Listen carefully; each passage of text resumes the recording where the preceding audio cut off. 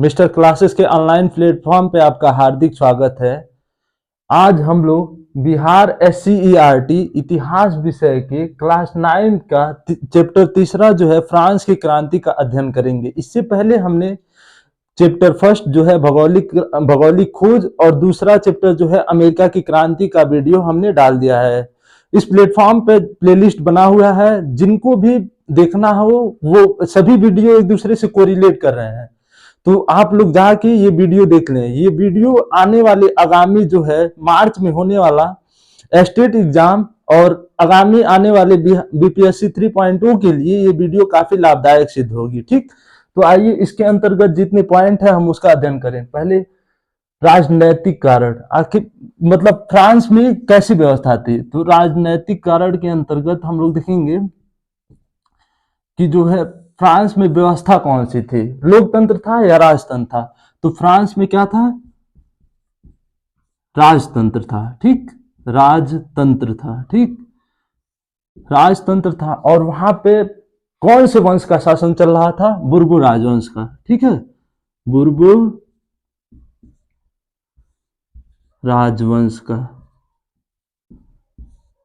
बुर्बो राजवंश का जो है फ्रांस में जो है बुर्बो राजवंश का शासन चल रहा था, राजतंत्रात्मक व्यवस्था थी। ठीक, और यहीं का जो शासक था लुई 14वां, लुई 14वां। ठीक, इसके समय पे बुर्बो राजवंश जो है वो अपने जो है सर्वोच्चतम पराकाष्ठा पे पहुंच गया, ताकि मतलब सबसे ज्यादा उपलब्धि जो था इसी के शासनकाल में हासिल किया। ठीक, इसी का एक कथन है कि मैं ही राज्य हूं, मैं ही राज्य हूं।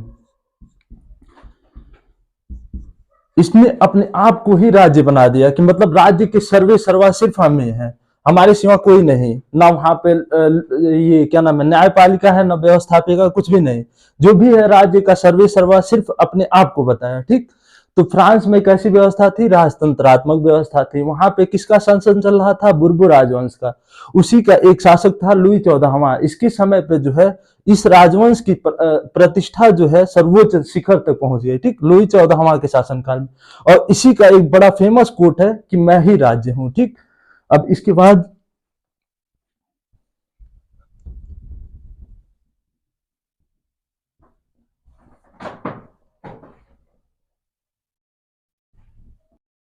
ठीक, अभी हम लोगों ने क्या कहा, बुर्बो राजवंश का शासन था। ठीक,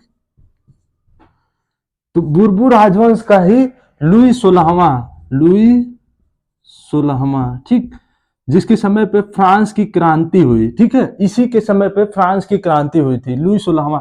तो ये पूछा जाता है कि ये गद्दी पर कब बैठा, सन 1774 ईस्वी में। ठीक है, सन 1774 ईस्वी में लुई 16वां जो है गद्दी पर बैठा। ठीक, और इसकी शादी जो हुई थी किसके साथ हुई थी, इसकी शादी हुई थी ऑस्ट्रिया की राजकुमारी थी, ऑस्ट्रिया की राजकुमारी थी मेरी अंतोनियत। ठीक है, बुर्बो राजवंश में जो था लुई 16वां, लुई जो था ये राजवंश का जो है पहले लगाया जाता था, जैसे Louis first, Louis second, Louis third. इसी तरीके से लुई जो था वो उसकी उपनाम में समझिए कि मतलब एक पद दिया जाता था। जितने भी राजा हुए उनके नाम के पहले लुई लगता था। तो लुई 16वां जो था 1774 ईस्वी में राजगद्दी पर बैठता है। ठीक, और इसकी शादी जो होती है ऑस्ट्रिया की राजकुमारी मेरी अंतोनियत के साथ हुई थी। ठीक है, और ये जो थी कि उस समय तक जो है जैसे फ्रांस जो है सप्तवर्षीय युद्ध में भी भाग लिया था, और उसके बाद फिर क्या हुआ कि अमेरिका क्रांति में भी, अमेरिकी क्रांति में, अमेरिकी क्रांति जो 4 जुलाई 1776 ईस्वी को हुआ था, इसमें भी लफायती इसका एक सेनापति था, फ्रांस का सेनापति था, फ्रांस सेनापति, फ्रांसीसी सेनापति लफायते, फ्रांसीसी सेनापति लफायते के नेतृत्व में अमेरिकी क्रांति में फ्रांस की सेना ने भाग लिया था। ठीक, अमेरिकी क्रांति में फ्रांस की सेना लफायते के नेतृत्व में भाग लिया था और अमेरिकी स्वतंत्रता संग्राम में एक बहुत महत्वपूर्ण योगदान दिया था। ठीक, तो इसी से जो है वो फ्रांस में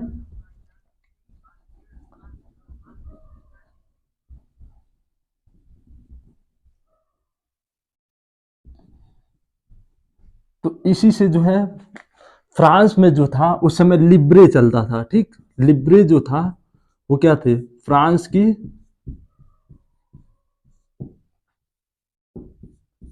तात्कालिक मुद्रा थी। ठीक है,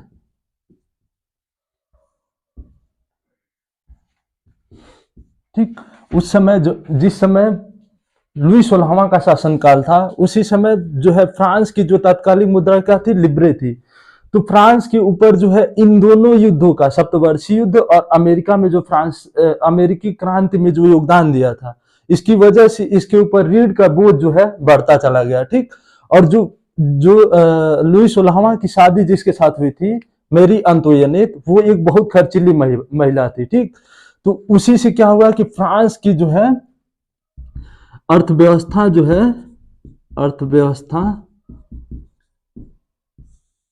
फिर लोगों में क्या हुआ, कर वृद्धि करना पड़ा, लोगों में कर वृद्धि करना पड़ा। किस कारण, क्योंकि जो युद्ध में क्षतिपूर्ति हुई थी, युद्ध में जो क्षति हुई थी उसकी पूर्ति के लिए लोगों में कर की वृद्धि करनी पड़ी। ठीक है, और उस समय जो फ्रांस का समाज था वो 3 भागों में विभाजित था। फ्रांस का समाज जो था, फ्रांसीसी समाज, वो कितनी 3 भागों में विभाजित था। ठीक, तो 3 भाग ये कौन कौन से थे,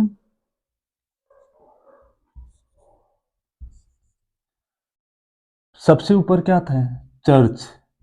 ठीक है, उसके ऊपर मतलब सबसे ऊपर जो था वो चर्च थे। ठीक, उसके बाद क्या था, अभिजात वर्ग थे, अभिजात। ठीक, या इसी को कुलीन वर्ग भी कहते थे, कुलीन वर्ग। ठीक है, और इसके नीचे क्या था, चर्च में क्या होते थे, पादरी। फ्रांसीसी समाज 3 भागों में विभाजित था। तो पहले स्थान पे क्या था, चर्च में क्या होते थे, पादरी होते थे। दूसरे स्थान पे क्या था, अभिजात या कुलीन वर्ग था। और तीसरे स्थान पे जनता। ठीक, अब इस जनता में भी 3 पार्ट डिवाइड थे। ठीक, इसमें पहले पे क्या था, पहले पे शिक्षक हो गया, शिक्षक, उसके बाद व्यापारी हो गया, ठीक, वकील हो गया, पत्रकार हो गया, ये सब आते हैं, वकील, पत्रकार, ये सब मतलब शिक्षित समूह जो था वो पहले वर्ग पे था। ठीक, और दूसरा वर्ग इसका क्या होता था कि मध्यम किसान जो था वो आता था। ठीक है, यहाँ पे क्या आता था, किसान आते थे। और तीसरी वर्ग में जो थे क्या थे, मजदूर, नौकर, ये सब तीसरे वर्ग में आते थे। ठीक है, फ्रांसीसी समाज जो था उस समय 3 भागों में विभाजित था। पहले पे कौन आते थे, चर्च के पादरी आते थे। दूसरे में अभिजात वर्ग आता था या कुलीन वर्ग, जो मतलब सामंत टाइप के किसान थे जिनके पास भूमि का एक बहुत बड़ा हिस्सा होता था, वो आता था। और तीसरे में क्या, आम जनता आती थी, जिसमें एक शिक्षक, व्यापारी, वकील या पत्रकार, जो भी शिक्षित वर्ग थे वो इसमें आते थे। उसके बाद फिर किसान आता था और नीचे मजदूर और नौकर आते थे। ठीक, अब इसमें इन दोनों को जन्मजात अधिकार ये मिला हुआ था कि इन दोनों को कर मुक्त थे। ठीक है, ये जो है कर मुक्त थे। ठीक, इनको कोई कर नहीं देना पड़ता था। ये अगर मान लीजिए या तो पादरी या अभिजात कुल में अगर पैदा हो जाते थे तो कर देने से इनको मुक्ति मिल जाती थी। ठीक, और कर का सारा भार जो था, कर का भार जो था वो सिर्फ तीसरे स्टेट की जनता पे थी। ठीक है, तीसरे स्टेट की जनता पे थी। ठीक, जो कर का सारा भार होता था वो तीसरे स्टेट की जनता पे थी। ठीक, अब इसके बाद इस जनता पे थे 2 तरीके के टैक्स लगे हुए थे। ठीक है, एक था टैले और एक था टीथे। ठीक है, टैली कर था और टीथे कर था। टैली क्या था? भूमि कर था, ठीक है, ये भूमि कर, ठीक। और टीथे जो था ये डायरेक्ट राज्य द्वारा लिया जाता था, ठीक है, राज्य द्वारा। ये धार्मिक कर था, ठीक है, धार्मिक कर, ठीक। फ्रांसीसी समाज उस समय 3 स्टेट्स में डिवाइड थी, स्टेट्स, ठीक है। स्टेट्स जो था वो एक मानना था कि मतलब समाज में कौन ऊंचे ऊंचे है और कौन नीचे है, मतलब एक डिवीजन का आधार था समाज में, जो है बांटने का आधार क्या था? स्टेट्स था, ठीक।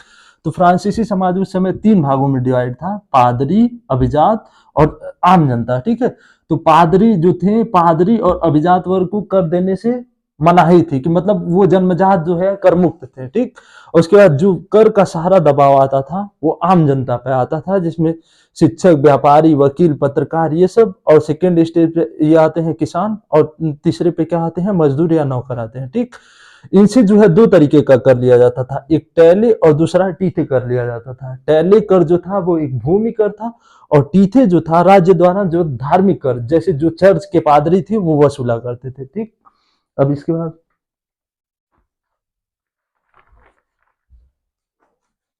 आर्थिक कारण था, ठीक। आर्थिक कारण, तो उसी समय एक शब्द प्रचलित था, टैक्स फार्मर, टैक्स फार्मर, ठीक है। तो टैक्स फार्मर कौन होता था? जो टैक्स वसूलने वाला। उस समय जो है फ्रांस में जो टैक्स लिया जाता था वो अनियमित टैक्स लिया जाता था, ठीक है, अनियमित टैक्स लिया जाता था। तो जो टैक्स कलेक्ट करने के लिए टैक्स कलेक्ट करने वाला पूंजीपति, ठीक है, पूंजीपति। टैक्स फार्मर किसे कहा जाता था? जो टैक्स कलेक्ट करने वाला पूंजीपति होता था वो टैक्स फार्मर कहलाता था। और ये जो टैक्स होता था वो अनियमित, कभी 5 साल पे तो कभी 6 साल पे, कोई मतलब इसका रूल नहीं था, 5 से 6 वर्ष पे ये क्या करते थे? टैक्स को वसूलते थे, ठीक। अब तीसरा पॉइंट क्या होगा? धार्मिक कारण, ठीक है। तो फ्रांस के लोग किस धर्म को मानते थे? फ्रांस के लोग मानते थे किसको? कैथोलिक धर्म को, कैथोलिक, कैथोलिक धर्म को मानते थे। और प्रोटेस्टेंट मानने वाले पे, प्रोटेस्टेंट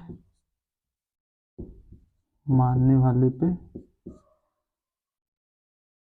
जुर्माना या दंड का प्रावधान था। तो मतलब फ्रांस में जो लोग थे वो कैथोलिक धर्म को मानते थे, लेकिन प्रोटेस्टेंट मानने वालों को क्या? जुर्माना या दंड का प्रावधान था, ठीक है। अब उसी समय ये पूछा जाता है कि फ्रांस में बौद्धिक, फ्रांसीसी क्रांति में बौद्धिक कारण क्या थे? कौन कौन से बुद्धिजीवी थे? तो बुद्धिजीवी, ठीक है।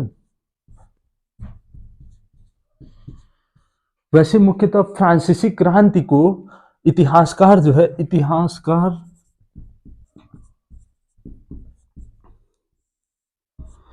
फ्रांसीसी क्रांति को बुजुर्गा, बुजुर्गा या मध्यवर्गीय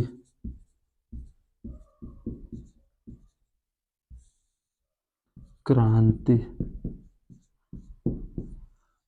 इतिहासकार जो है, इतिहासकार जो है बुजुर्गा या मध्यवर्गीय क्रांति किसे कहते हैं? फ्रांस की क्रांति, फ्रांस की क्रांति, ठीक है।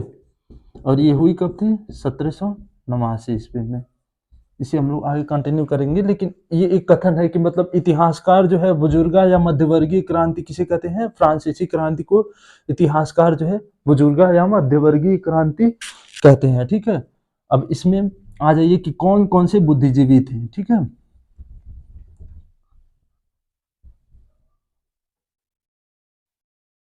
इसमें बीपीएससी में पूछा था कि मतलब कौन कौन से बुद्धिजीवी जो थे फ्रांसीसी क्रांति के लिए उत्तरदायी थे। तो उसमें क्या आते हैं? वाल्टेयर,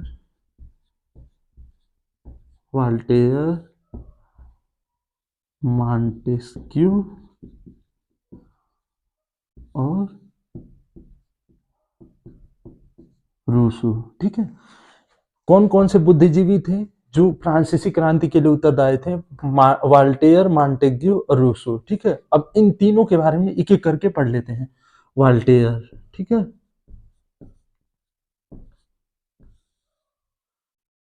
इसके बारे में 2 पॉइंट इंपॉर्टेंट है।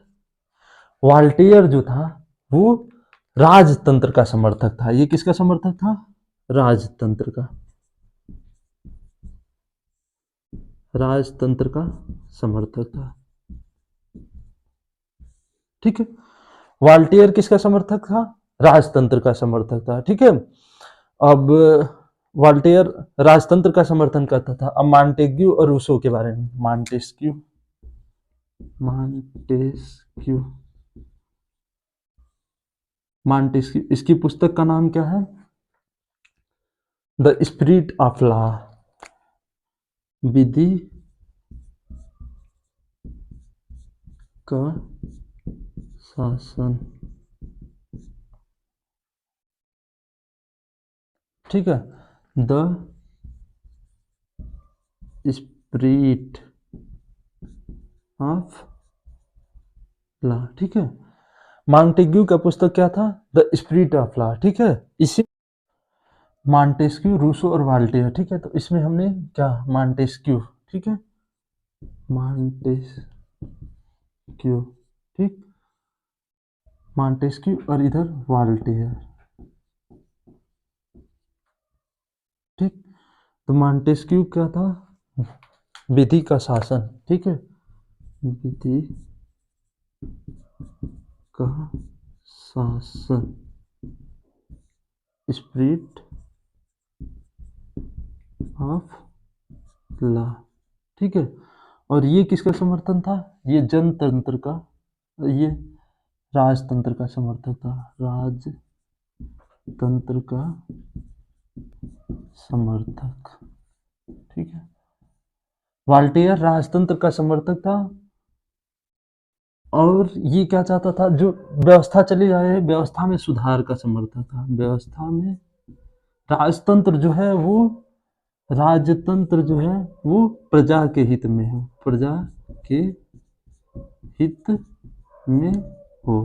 ठीक है, वाल्टेयर जो है राजतंत्र का समर्थक था, लेकिन ऐसा राजतंत्र जो प्रजा के हित में हो। ठीक है, वाल्टेयर जो है राजतंत्र का समर्थक था, लेकिन ऐसा राजतंत्र जो प्रजा के हित में हो। ठीक है, अब मॉन्टेग्यू जो है उसकी बुक का क्या नाम था? स्पिरिट ऑफ लॉ, विधि का शासन। इसी में इसने विधि के शासन को 3 भागों में, जो शक्ति पृथक्करण का सिद्धांत है वो विधायिका,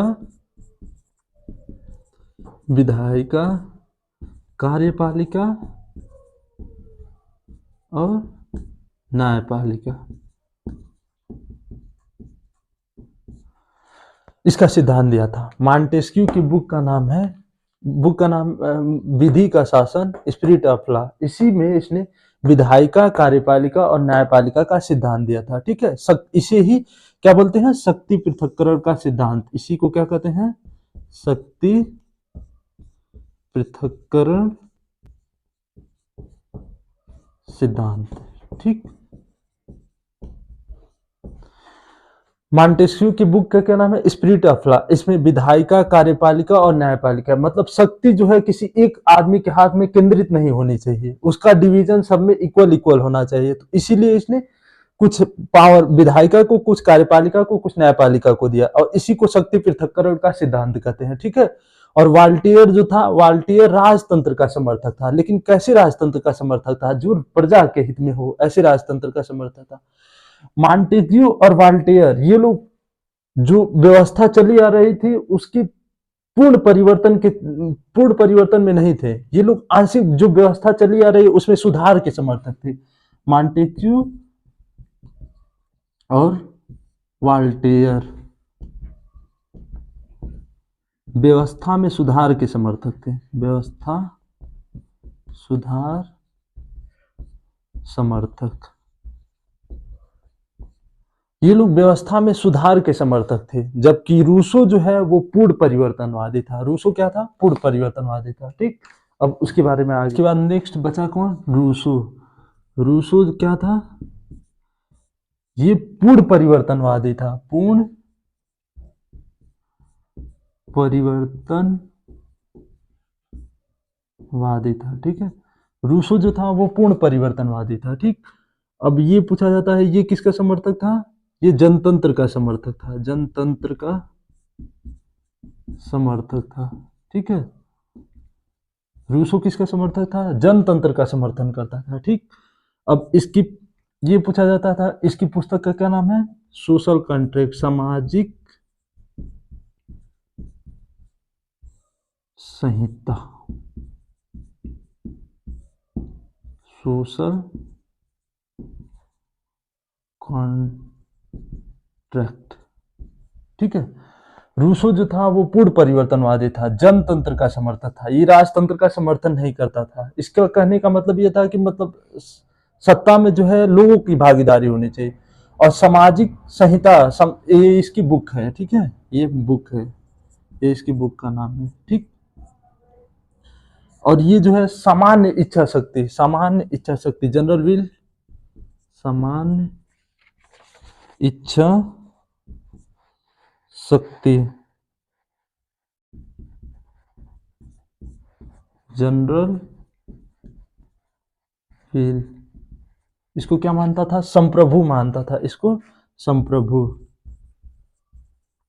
इसका मतलब जो आम लोगों की इच्छा है वो सबसे जरूरी है। ठीक है, रूसो क्या था? रूसो पूर्ण परिवर्तनवादी था, और वो जनतंत्र का समर्थन करता था। इसकी पुस्तक का नाम है सोशल कॉन्ट्रैक्ट, सामाजिक संहिता। ठीक है, और ये सामान्य इच्छा शक्ति जो होता है, जनरल विल मतलब जो आम लोगों की इच्छा शक्ति है वो सबसे संप्रभु है। ठीक, तो ये हो गया। अब इसकी नेक्स्ट जो है दूसरा पार्ट का वीडियो जो है वो नेक्स्ट वीडियो पड़ेगा। ठीक है, अभी इसमें और भी टॉपिक बाकी हैं, तो उसको हम लोग आगे कंटिन्यू करेंगे। ठीक है, जय हिंद दोस्तों।